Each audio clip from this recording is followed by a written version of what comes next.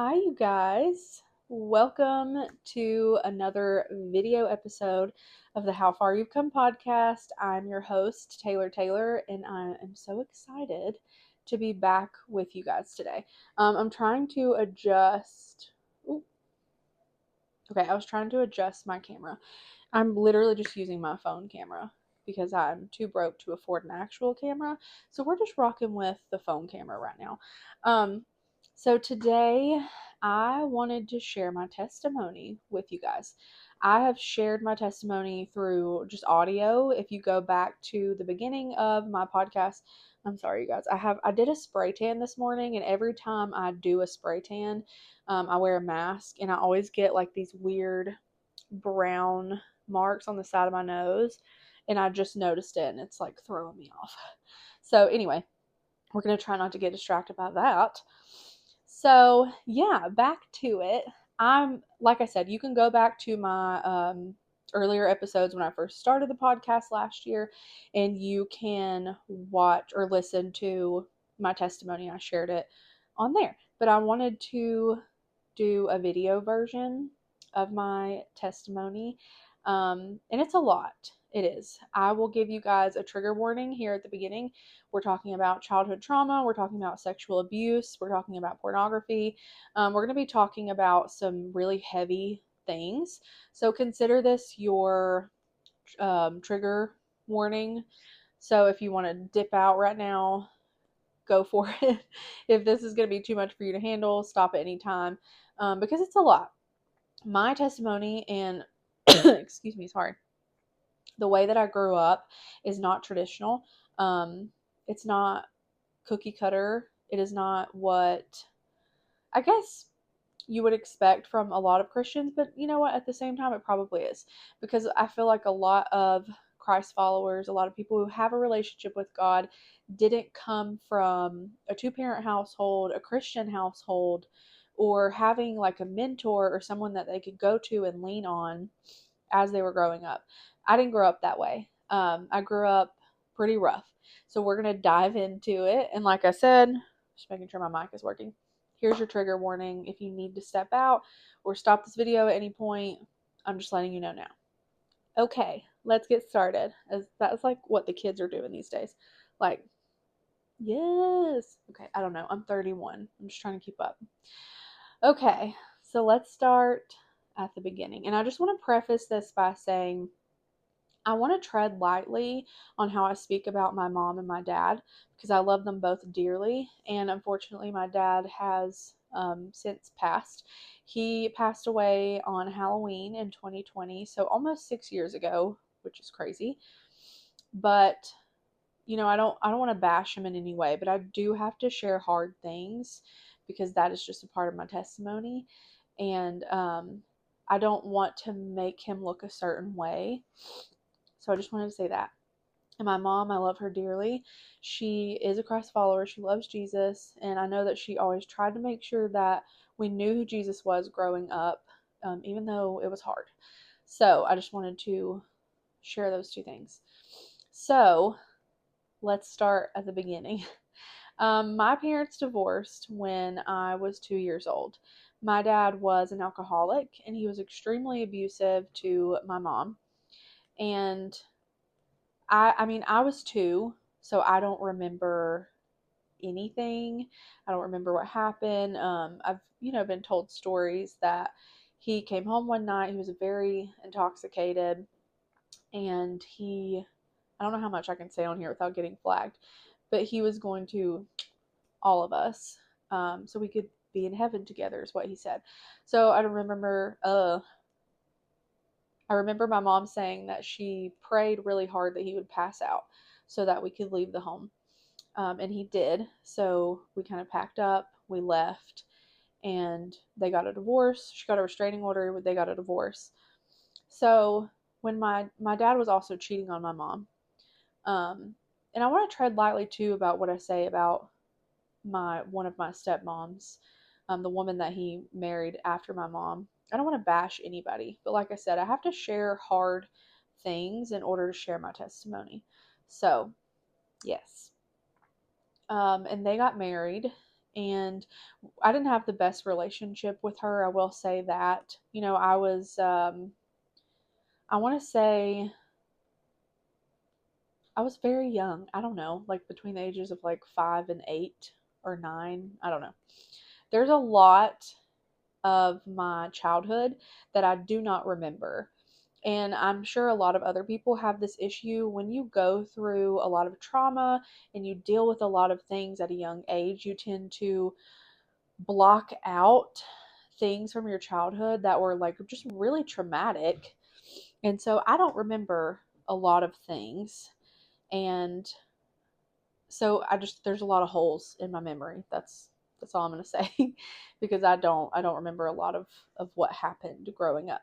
So he remarried, didn't have a great relationship with her. I never had a close relationship with my dad either. I don't think that he knew how to be a dad, to be honest. He dealt with a lot of childhood trauma himself, and I know that he just had a lot of demons. He was an alcoholic. He later on became a drug addict. There was just a lot of moving parts as I was growing up. But as I was getting older, I did see him be abusive to my stepmom. Cops were called a lot. We would go stay somewhere else with my dad, like in a cabin or something. And it was just very chaotic. My childhood was very chaotic. It was kind of like I always say, it was kind of like a tornado came through and just picked my childhood up and just slammed it back on the ground, and I was left to pick up all these pieces. And it's sad. It's a sad analogy. It's a sad way to talk about your childhood or to share about your childhood. So it's not easy, and there is a lot of things that I don't remember. So it's like when someone, like your sister or somebody's sharing a story with you about your childhood, and they're like, "Oh yeah, remember when da da da?" And you're like, "No, like I don't remember that. I don't remember a lot." And it sucks. It's sad, but I also feel like a lot of it is my mind just protecting me from the really terrible things that I don't remember. And I do remember a lot of them. I will say that. But there's a lot of things I don't remember, I'm sure. So I would say that they got divorced when I was like 10 or 11. And I also, in order to share a lot of my testimony, I have to share some hard things for me that is hard for me to share, but important as well. And I was a very confused kid. Unfortunately, I was exposed to adult content at a pretty young age. And I just remember one day sitting on the couch at my dad's house, and this sex scene comes on TV, and I'm like, what is that? Like, I didn't know what that was. And no one turned it off. No one tried to stop it or protect me from seeing things. And it just, at such a young age, you don't know what these things are. It just kind of, it piqued my interest. And I was like, okay, what is this? Um, and I want to say I was probably like between 8 and 10 years old. And I did some research because I wanted to know how young girls are when they're exposed to pornography or they're exposed to adult content. And this says usually between 12 and 13 years old. A lot of girls can also be exposed before the age of 10. 63 to 68% are being exposed to like internet porn before the age of 18.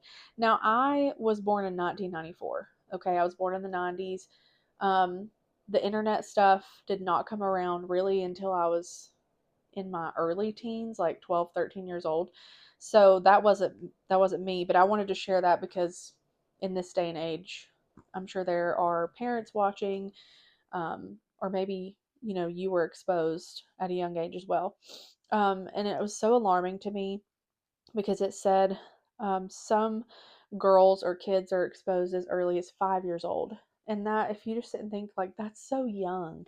That is so young to be introduced or to be exposed to such just really vulgar adult things that kids should not be seeing. So I remember seeing that, and it just started this spiral of me almost needing more, like wanting to see more, needing to have that feeling again. Um, and then I found this magazine at my house underneath in the bathroom sink, like under the bathroom sink. Um, and it was, an explicit magazine. And I just remember feeling like a certain type of way. And I was like, I don't know what this feeling is. I don't know like how to explain it. I don't know who to talk to about it, etc. Um, so I didn't. I just kept it to myself. And then I saw pornography for the first time when I was 12. And that started like a whole nother wave of like feelings, and I think I share these things. It's not easy for me to share because it can be, embarrassing. It can be hard to talk about, but it is part of my testimony because I feel like Satan saw these things as the perfect opportunity to just kind of pique my interest in these things, grab my attention, because at that time I knew who Jesus was, but I didn't have a relationship with him. I kind of had a distorted view of him because I struggled so badly with my relationship with my dad. I just kind of had the mindset for years of, well, if my earthly father doesn't love me or want anything to do with me, then how could my heavenly father, or how could God want like anything to do with me, or how could he punish me in such a way where he sent me a dad who wants nothing to do with me and who just plays mind games with me and plays the victim and all these things. So I was a very angry child. Um, and I also would like to add that at a young age as well, I was sexually abused. Um, I was touched inappropriately as a kid, and I was pretty young, and that kind of confused me as well. And it was just kind of like this snowball of events and things that happened to push me into where I was and how, like, where it became and how it came about. Um, so I guess just struggling with those feelings. Honestly, I dealt with them most of my teenage years as well. And I didn't know how to get out of that cycle and how to stop it because it was affecting me in so many different ways. And at the time, like I said, I didn't have a relationship with Jesus. So I didn't know how to deal with it. I didn't know how to handle it. And I just thought, well, maybe this is normal. Maybe everybody else is dealing with this stuff. So I should just deal with it, get over it. Um, so yeah, I would say in high school, it was tough. I grew up poor. We were not like, we weren't rich. We weren't well off by any means. We were pretty poor. So I was the poor kid in high school, and I didn't really fit in with any certain friend group. Um, and I had like a little phone that I could take pictures with. I could text, I could call, but that was it. I didn't get internet on my phone until I was like 18. So I did not have that in high school, which was probably a blessing. And I will probably be doing that with my own children as they get older. Like, no social media, nothing like that until you can handle it, like 18. So I had just a little phone that I could take pictures with and text and call.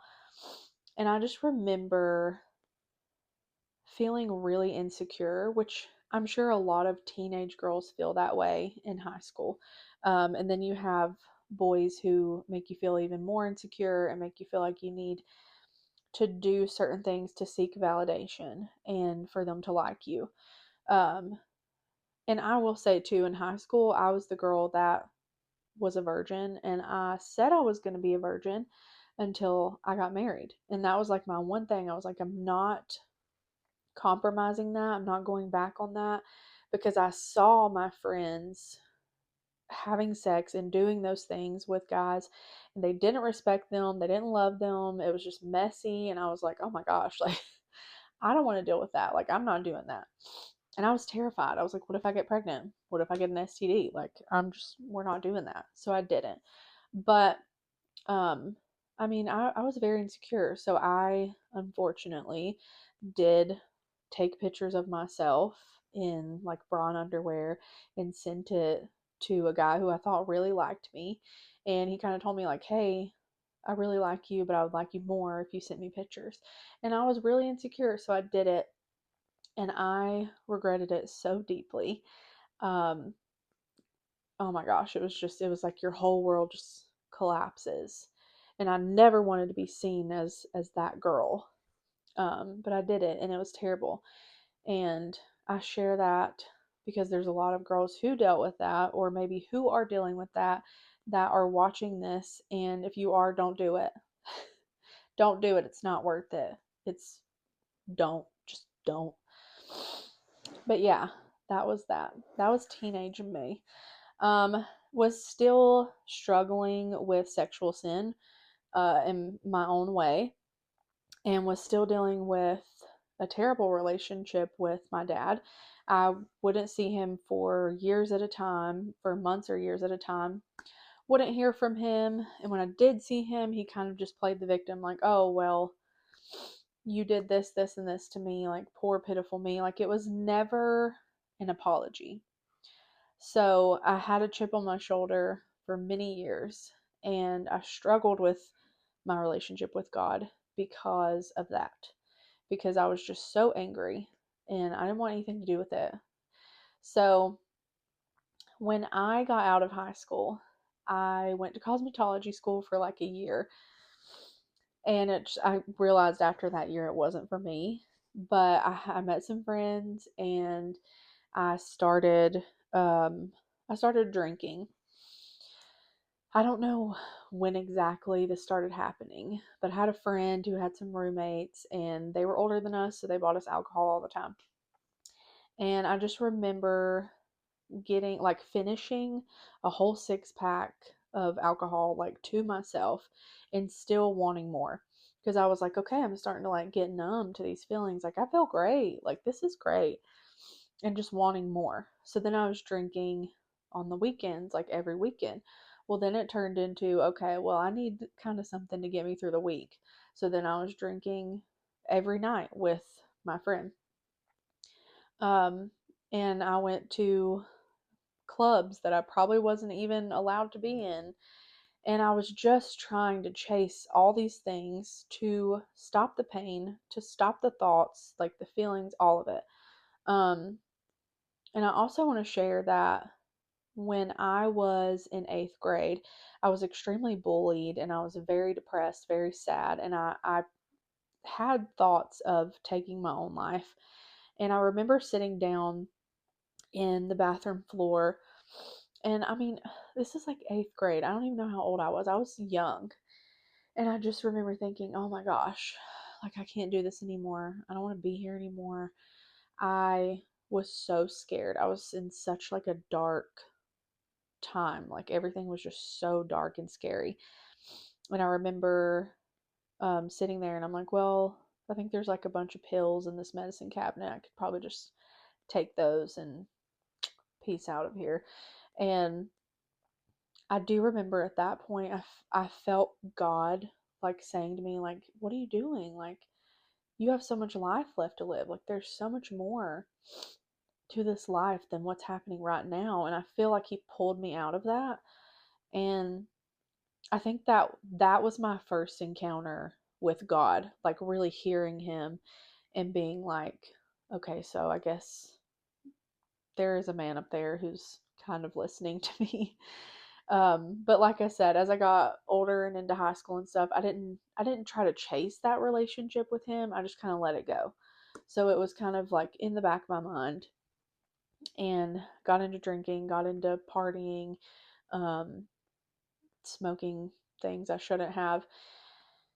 And I just remember this one night I had gotten drunk and I woke up the next morning so hungover and I went to church. I went to church with my friend, and the whole time I was sitting there, I just felt like my skin was crawling. Like, I felt so awful. And I literally felt like God was just like tapping me on the shoulder and like, hey, like, are you ready? Like, are you ready to accept this relationship with me? And that night I fell to my knees. I just asked him into my heart, into my life. Like, I didn't want to deal with the pain anymore. I didn't want to keep numbing the pain with alcohol, with smoking, with um, pornography, with all these terrible things that did not help me whatsoever. And so I gave my life over to him. I rededicated my life to him. And obviously, things didn't get easier right then. I definitely felt a weight lift off of me. I felt more peace and I felt different. But I just want to say, like, when you accept Christ into your heart and you decide to have a relationship with God, it is 100% a relationship. And like any relationship, you have to put in the work. God wants us to meet Him halfway. Excuse me. And so He wanted me to do that. But I didn't really know what to do. Like, I never had a mentor growing up. I never had anybody growing up that I could like go to and be like, hey, like, what do I do? How do I have a relationship with God? So that was hard at first. So I was just kind of like coasting through, wasn't really reading my Bible, wasn't really doing anything to further my relationship with God. And then probably about 6 months later, I started this new job and I met this guy. And at this point, I was 19. I think I was 19. And I met my husband. I'm talking about my husband. I met him and he terrified me because he was like everything that I knew I needed and that I knew God wanted for me, but I wasn't used to like a good guy. I wasn't used to a guy who like went to church every Sunday and who spent time with the Lord and who had like a really normal family and they ate dinner together every night at the table. Like I didn't know, like none I was not used to any of that. So I think it was really hard for me at first to trust him and to be like, okay, this is what a normal relationship looks like. I don't know what that is. I never fully had like a real boyfriend before. So it was a learning curve for me. But I started going to church with him. He, introduced me to his church people and his family.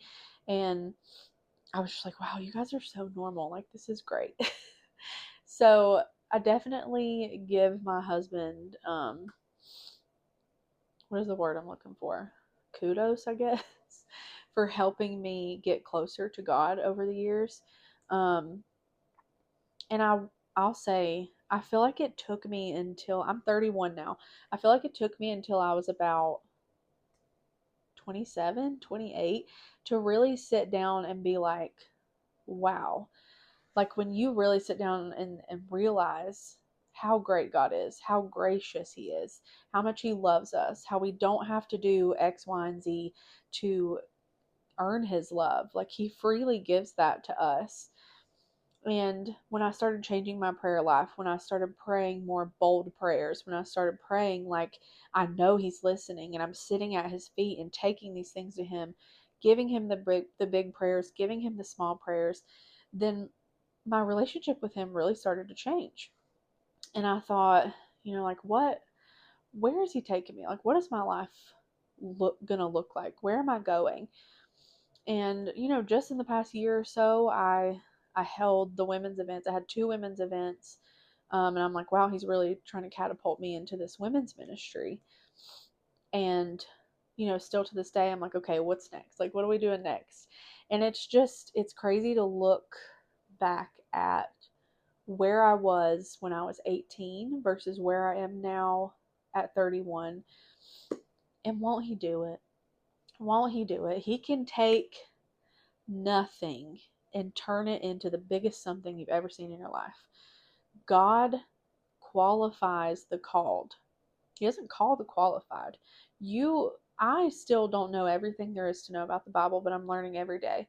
I think He just wants a relationship with us. He wants us to put in the work to have that relationship with Him. and then He will bless us immensely in many different ways. So if you're struggling today with your relationship with God, just remember that you don't have to be perfect to come and sit in His presence. You can literally just call out to Him. He's listening, He's there, He's ready. He will sit with you in the difficult times. He'll sit with you and praise with you in the good times. He'll sit and cry with you, whatever it may be. Take the works out of it. Now, you can't have works without faith and all of that stuff. Like, your works don't work without your faith. Anyway, take that out of it and just look at the relationship that you need with Christ, the relationship that it is with Christ, because that is the biggest part of it. Your faith, your relationship with God. So if you're struggling with that today, just know that all you have to do is call out to Him. All you have to do is surrender what you're dealing with at His feet. All you have to do is open that Bible and ask Him to guide you. All you have to do is sit down, be still in His presence, and let Him use you in whatever way He sees fit. So I would also like to share that if you're in a waiting season, because that's where I am currently, we have one beautiful child. He's 7 years old. He's amazing. He's the light of my life. And we've been trying to have another baby for the past 4 years. So I'm currently in a waiting season, and it's hard. It's messy. It's, you grieve the life that you thought you would have right now while also being joyful for the life that you have and what you currently have. And it's okay. Both things can exist at the same time. But I'm at a point where I do still struggle with it, of course, because I want to add to our family so badly. But I sit and I try to remind myself that my timeline and God's timeline are two completely different things. He's not in a hurry like we are.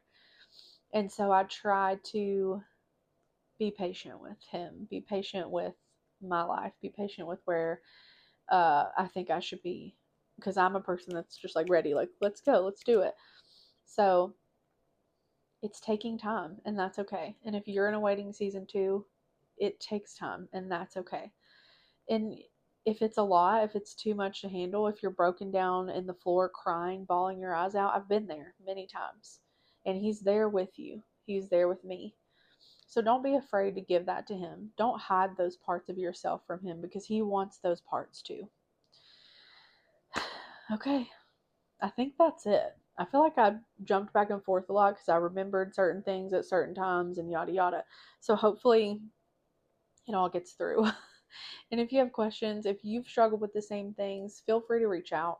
I am always a person that is down to listen, to talk, to pray. There is no oversharing with me. I'm an open book. So I want to pray for you guys, and I want to pray for the day before we finish here. God, I just thank you for. Okay, it cut me off literally when I started praying. So goodbye, Satan. You are not welcome here. Bye. We are covered in the blood of Jesus Christ. So we're going to do that again. God, I just thank you for being here today. I just thank you for whoever is on the other end of this podcast that needed to hear this, that are struggling right now. I just pray that they know you are there. I pray that they surrender whatever it is that they're dealing with at your feet, and they trust that you've got them. They know that you can handle it, big or small. I pray they bring it to you and just lay it at your feet, Lord. Pray that you be with them, guide them through whatever it is they're struggling with. I pray that they remember that you are omnipresent, which means you are always there, everywhere, all the time, and that you love them. And I pray that you just touch their hearts, Lord. Help them to know that you are above all, anything they face, and you have the final say. I love you, God, and thank you for all of your blessings. And I pray that we just all go forth in our weekend and throughout the day, knowing that you've got our back. Amen. Okay, hopefully that went through, and I'm going to try to add it at the end. But thank you guys for listening to me. I know it was a lot, and if you made it all the way through, thank you. If you have questions or anything, you need to talk, you need prayer, please just reach out. I love that. I love to talk, clearly. I love to listen, and I want to pray for you. So have a good day.